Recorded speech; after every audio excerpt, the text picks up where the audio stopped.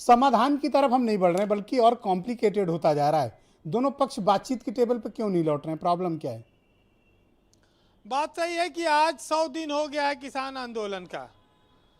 इस देश में बीजेपी से ज़्यादा गांव गिराव और किसान की समस्या कोई नहीं समझता, क्योंकि इनके पास बहुत बड़ा संगठन है।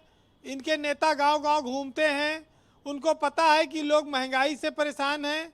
किसान आंदोलन से किसान की क्यों कर रहा है, उसकी फसल के साथ उसके धान का क्या मूल्य मिला है, इनको सब मालूम है। जी। लेकिन अपने यहाँ कहा जाता है कि जान जान नर करें ढिठाई।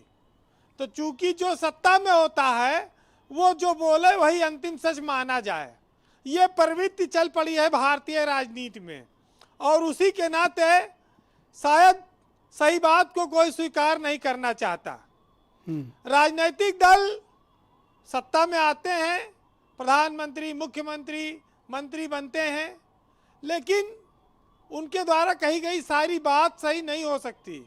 वो देवता नहीं है, वो भगवान नहीं है, वो एकदम उनको आदर्श मान लेना कि वही सब सही है, इस बात को जनता देखती और जानती समझती है। आज जो लोग ये कह रहे हैं कि किसान आंदोलन नहीं है, ये चंद लोगों का है या राजनीतिक लोगों का है या फर्जी लोगों का है, तो जो किसान आज इस आंदोलन का विरोध कर रहा है, या तो आप जान लीजिए उसके पास जमीन नहीं है और या तो जमीर, दोनों खत्म है। वही किसान इस आंदोलन के खिलाफ बोल सकता है। बाकी तो देश का किसान भले शामिल ना हो इसमें, लेकिन उसके दिल में दर्द है कि यह सही आंदोलन है।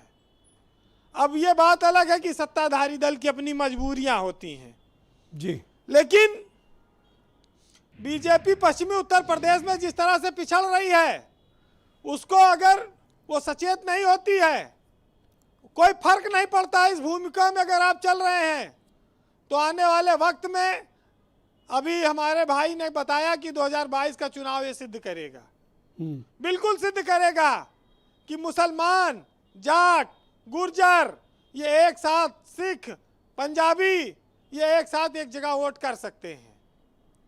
बिल्कुल सिद्ध होगा। बहुत सारी चीजें सामने आएंगी जिसका लोगों को इंतजार है। जो सबसे ज्यादा हमारे करीब है समाज का, जब वो बीजेपी के नेता, उनके कार्यकर्ता दुख दर्द नहीं समझ पा रहे हैं, तो आप किसी और राजनीतिक दल से कैसे उम्मीद कर सकते हैं? लेकिन बीजेपी को लगता है चूंकि उनके पास सत्ता है, बहुमत है, उनको कोई फर्क नहीं पड़ता, चाहे महंगाई बढ़े, चाहे बेरोजगारी बढ़े, चाहे किसान आंदोलन करे, उनको 5 साल से पहले कोई जवाब नहीं देना है। किसान आंदोलन पर बातचीत भी नहीं करनी है, सारे नेता बंगाल में बिजी हैं। ये सब स्थितियां देश में असहमति के बहुत सारे लोग हैं और उनकी तादाद भी बढ़ा सकती है, लेकिन बीजेपी इसकी परवाह नहीं करती। अच्छा है, जो लोग चुनाव जीतते हैं वही अंतिम मुहर है हमारे देश में, चाहे आप उसे सौभाग्य मानिए चाहे दुर्भाग्य। जनता जो चुनाव फैसला सुनाती है वही सरकार अगर रिपीट होती है तो उसका सारा फैसला सही है। और भारत में केंद्र की सरकार रिपीट हुई है, उसने चाहे नोटबंदी की हो, चाहे उसने तेल के दाम बढ़ाए हो, चाहे महंगाई अनकंट्रोल हो, उसका सब फैसला सही है। लेकिन बड़ी हसरतों से बीजेपी को लोग लाए थे। लोगों ने सोचा था कि भ्रष्टाचार पर बहुत कड़ा प्रहार करेगी ये सरकार। किसानों के लिए बीजेपी ने कहा था कि हम 425 रुपया कुंतल गन्ना मूल्य की मांग करते हैं जब वो विपक्ष में थे जी। तो आज वो मूल्य की बात करो तो कहा थे भुगतान कितना किया, इस पे पहले बात करो। मूल सवाल का मूल जवाब नहीं मिलेगा आपको जी। लेकिन ये वक्त है, 10 साल मनमोहन सिंह भी प्रधानमंत्री रहे इस देश में, उनके मौन रहने का फायदा बीजेपी को मिला था। अब बीजेपी की ये दूसरी सरकार भी 10 साल के लिए है। उत्तर प्रदेश में योगी जी की सरकार है, वो भी चल रही है। लेकिन नेताओं को अफसरों के भरोसे नहीं रहना चाहिए, उन्हें खुद कुछ अपने हाथ से, अपनी ओर से भी इनिशिएटिव लेना चाहिए, पहल करनी चाहिए जी। क्योंकि जो भी इस प्रदेश में रह रहा है किसी भी राजनीतिक दल को माने, लेकिन वो कोई दुश्मन नहीं है।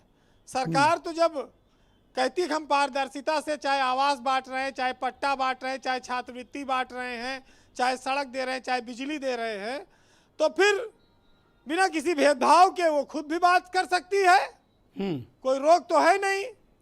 लेकिन ये किसान सपा का है या कांग्रेस का है या रालोद का है, ये सब चीज़ों से ही ये विवाद बढ़ रहा है और 100 दिन पूरा जाड़ा चला गया। अब तो खैर कोई बातचीत ही नहीं हो रही, पता नहीं होगी कि नहीं जी। लेकिन एक साहित्यकार ने लिखा है, जिन्होंने बड़ी हसरतों से बीजेपी को चुना था, कि तुमने बदले हमसे गिन गिन के लिए और हमने क्या चाहा था तुम्हें इस दिन के लिए। तो ये जी बात आज लोग इसका याद कर रहे हैं, लोग कि बड़े उत्साह से हिंदू मुस्लिम पर ठप्पा मारते हैं। बहरहाल गलत निकले सब अंदाजे हमारे और कभी ना आए अच्छे दिन हमारे, और हमारे पास एक जमीन ही तो बची है, अब उसके लिए भी लगवा लो अंगूठे हमारे। बहुत बहुत शुक्रिया वीरेंद्र जी, बहुत बहुत धन्यवाद आपका।